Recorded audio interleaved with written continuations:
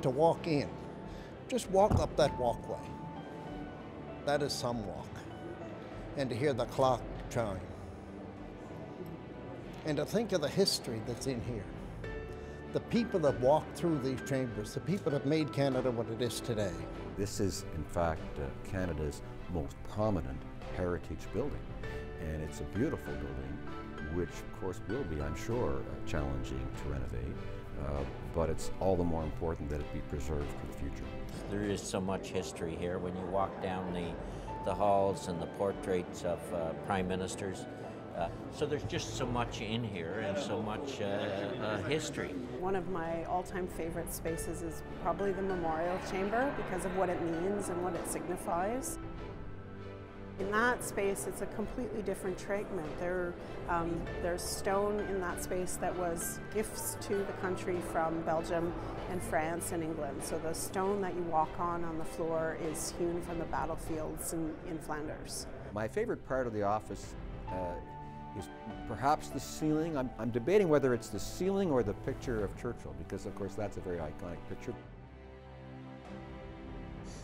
You know, I'm a fiscal conservative and I hate to see money being wasted or whatever, but I'll tell you one thing that I don't have any problem for, whatever it costs to keep this kind of history intact, we have to do it. I don't care what the cost is, you just have to do it. So I'm not one of them ones that says that we should just let it fall down because this is Canada. So.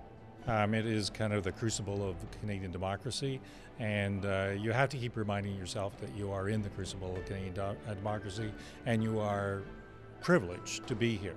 More than just a building, it is the embodiment of all of Canada's strengths and weaknesses.